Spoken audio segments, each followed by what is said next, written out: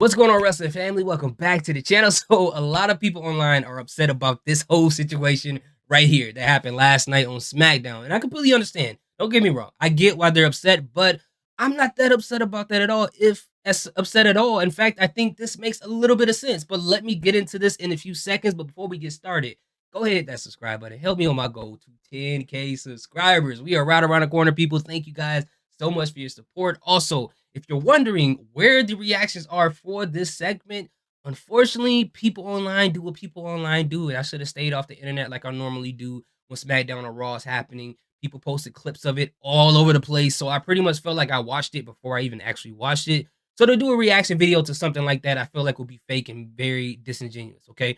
But let's get into this and I'll tell you guys my thoughts on this whole scenario. Now, if you didn't watch it, the Super Saiyan pastor, Cody Rhodes, walks down to the ramp and enters the ring because everyone's wondering who is going to choose for him to face at WrestleMania this year. Will it be Seth Rollins or will it be Roman Reigns? Because that's how it works. When you win a Rumble, you get to choose your opponent at WrestleMania out of the two champions.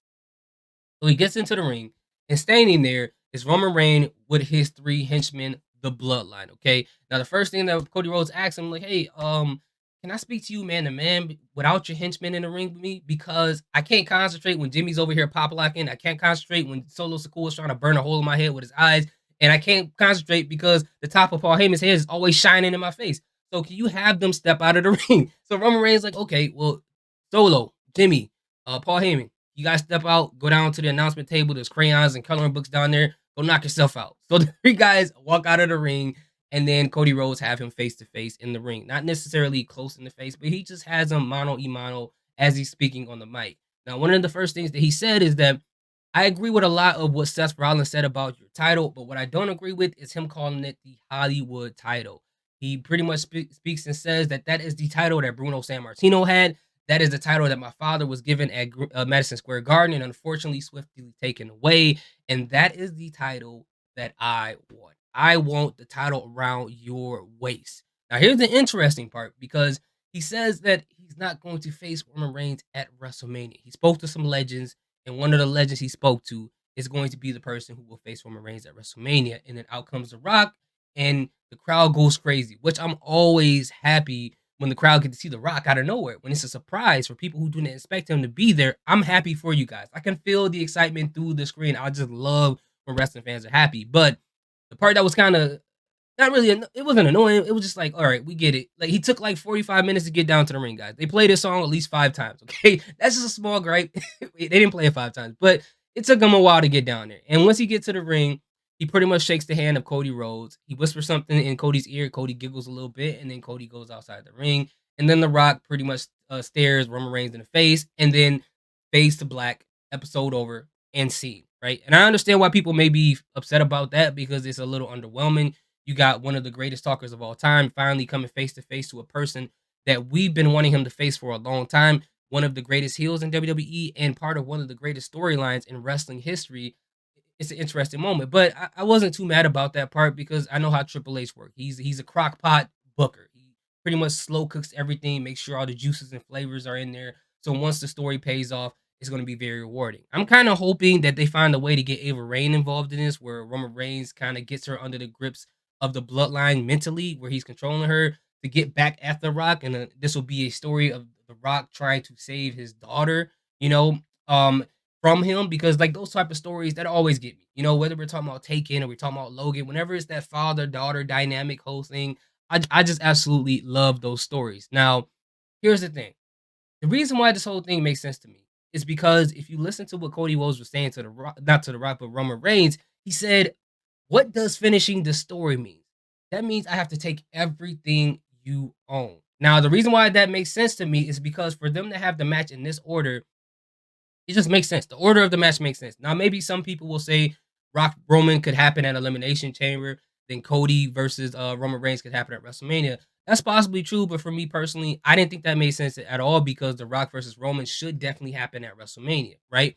So, with that being said, by Cody Rhodes saying that, it sets us up properly because if The Rock does, and we don't know yet, face Roman Reigns for the position as the tribal chief, I said this previously in multiple videos that when Roman loses his title, it has to be at the point where there is no more bloodline members in the group.